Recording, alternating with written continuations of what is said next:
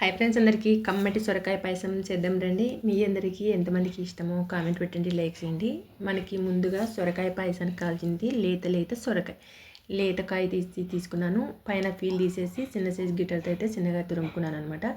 మీరు కావాలంటే గ్రీన్ అలానే పెట్టుకోవచ్చు, పెద్ద సైజుగాన తురుముకోవచ్చు.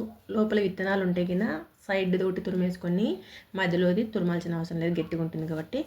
ఇప్పుడు చూడండి, నేను అలానే తురిమేసుకున్నాను. ఒక కప్పుడు అయితే సొరకాయ తురుము వచ్చేసింది. ఇదంతా ఇప్పుడు పక్కన పెట్టేసుకొని స్టవ్ వెలిగించేసుకొని స్టవ్ మీద ప్యాన్ పెట్టేసి వేడైన తర్వాత నెయ్యి అయితే 3 స్పూన్లంతా వేసేసుకున్నాను. చిన్నగా కట్ చేసి పెట్టుకున్న జీడిపప్పులు, కొన్ని ఎండు ద్రాక్ష వేసేసుకొని దోరగా వేయించేసుకున్నాము.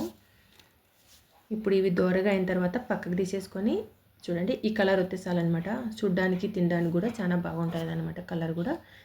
ఇప్పుడు ఇదే నేతిలోకి మనం ముందుగా తురిమి పెట్టుకున్న సొరకాయ ఒక కప్పుడంతా వచ్చింది కదా, ఒక కప్పుడు సొరకాయ తురుము వేసేసుకొని సొరకాయ తురుములో తేమంతా ఇమిరేంత వరకు బాగా వేయించుకున్నాము.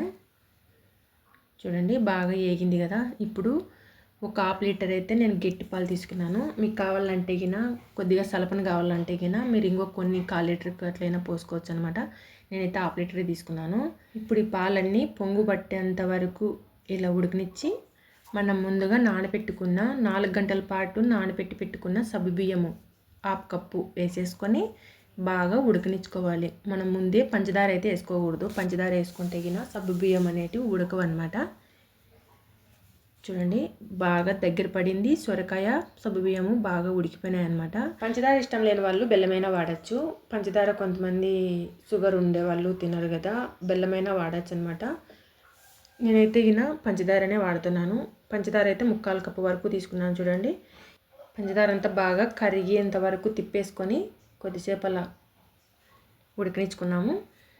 ఇదంతా బాగా కరిగిన తర్వాత ముందుగా వేయించి పెట్టుకున్న ద్రాక్ష గోడంబి వేసేసుకొని మీకు కావాలంటే డ్రై ఫ్రూట్స్ ఇంకా వేసుకోవచ్చు అనమాట. నేనైతే ఇన్ని వేసినాను. కొద్దిగా ఫ్లేవర్ కోసం ఇలాచీ పౌడర్ వేసేసుకొని స్టవ్ ఆఫ్ చేసుకుంటే సరిపోతుంది. చూడండి, సొరకాయ పాయసం అయితే రెడీ అయిపోయింది. ఇప్పుడు ఇదంతా ఒక గిన్నెలోకి తీసుకొని డెకరేషన్ చేసేసుకున్నాము. చూడండి, కమ్మటి సొరకాయ పాయసం అయితే రెడీ అయిపోయింది కదా కలర్ఫుల్గా. మీకు ఎలా అనిపించిందో సొరకాయ పాయసము మా కామెంట్ పెట్టండి, లైక్ చేయండి, షేర్ చేయండి, సబ్స్క్రైబ్ చేసుకోండి. కమ్మటి సొరకాయ పాయసం అయితే మీకోసం రెడీ అయిపోయింది. Thank you for watching. Bye bye అందరికీ. Take care.